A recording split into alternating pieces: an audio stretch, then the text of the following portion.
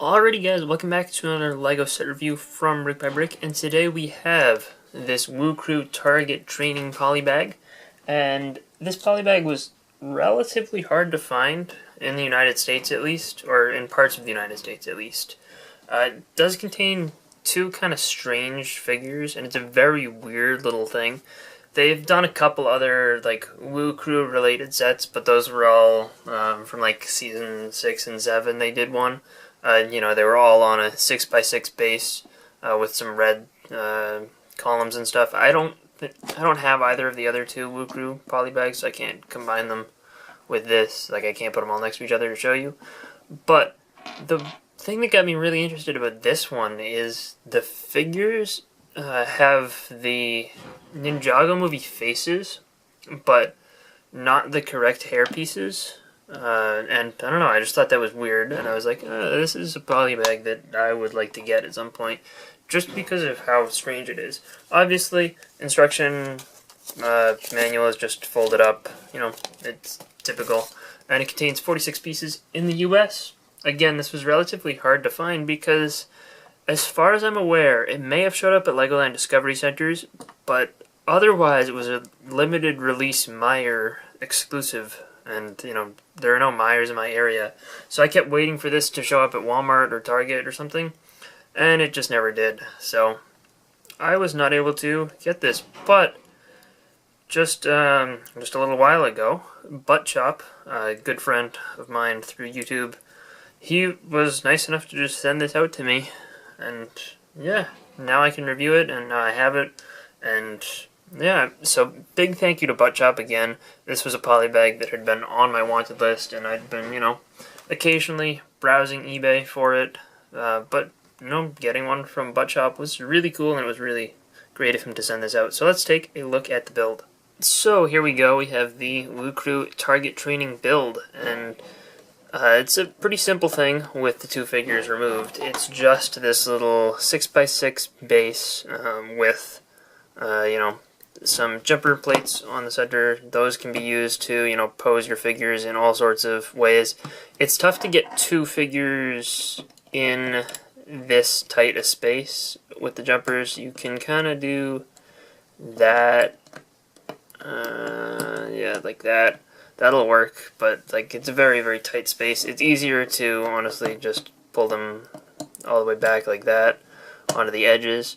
That's a little bit easier to pose them up in a fighting stance, but with just the jumpers you can use this for attacking. Well, not that. That doesn't make too much sense. You don't want to attack a dartboard. You want to be throwing your shurikens from way back here to show how impressive your shuriken throwing skills are. But the attachment here at the moment is a printed dartboard, which is a 2x2 round tile with a really cool design, and the best thing about it is the fact that we get it in such a cheap set, because that piece, other than here, has only appeared in the Ghostbusters Firehouse HQ and the Detective's Office modular building. So that's actually a very, very uncommon print, and it's really cool to get it here. Other than that, this can move up and down, and you could turn the end if you wanted to, but that's kind of all you do there, and obviously you're just trying to shoot that, but the set does also include this little punching bag accessory, so you can just swap that out.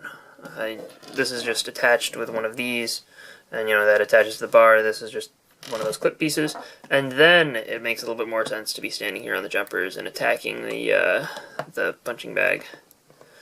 That's kind of cool, and I like that you get the two different features, but obviously the highlight is this part right here. This is really, really cool. On top of that, these figures are pretty nice as well, especially the fact that we get two of them. Spinjitzu Mia is in the Collect Minifigure series, and it's basically this figure right here with wooden katanas and the Ninjago movie hairpiece.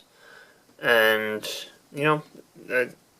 this costs the same amount as that collectible minifigure, so I think that this is more than fair to give us two of them. I really like getting multiple of the training suits. Those are amassable, and you'd be able to use them to, create all of the training suits for the ninja because they're all the same. So, this is basically a training suit battle pack, if you think about it that way. Nia gets a spear in dark brown, and Lloyd gets a katana, and there's one set of shurikens that's supposed to be included, plus you get the extra set, but, they don't give 2 shurikens for each ninja, plus the extra.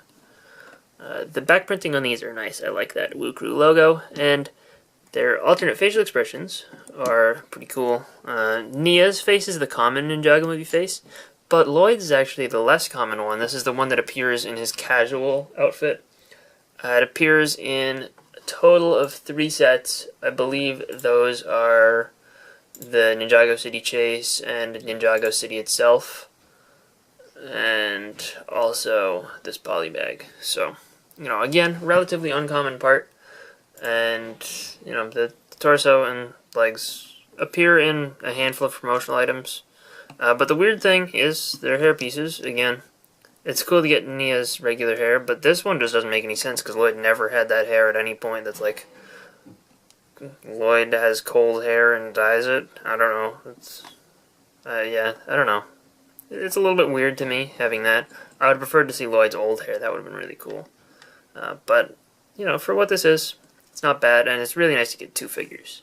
Overall, this is a really, really, really good poly bag. I'm kind of disappointed that this didn't get a wider release. It has, 2 great figures, plus a really cool printed dartboard, all for $4. This is an excellent value, I think, and it's pretty much impossible to say that this is a bad deal. Yeah, it's a little weird, having the 2 strange figures, but, even just for pieces and what you get inside, this is a really, really solid little poly bag. So, I'd highly recommend it. Again, kind of sad that it didn't get released in Walmart or Target, because, I would have bought probably a couple of these, but I think they're going for $10 maybe on the aftermarket. I'm not going to buy multiple at that price, but if they were $4, I would have bought 2 or 3. But again, huge thank you to Buttshop for sending this to me. This is a really, really cool poly bag, and I'm very, very happy to have added that to my collection. And definitely, I've already said this before, but you should definitely go check out Buttshop. He's a really cool guy. And, it's very fun to hang out in live streams on his channel and such. And, he does a Saturday morning live stream with Brick Pasta every 2 weeks. That's a lot of fun. So, if you guys want to check him out, feel free to. I can't, force you to, because Buttshop's aiming to get 1 subscriber, and he doesn't want to have to pay off everybody. But maybe go make his job a little harder. So I hope you guys enjoyed this review. If you did, let me know in the comment section down below, and I'll see you guys all next time. Bye, everyone.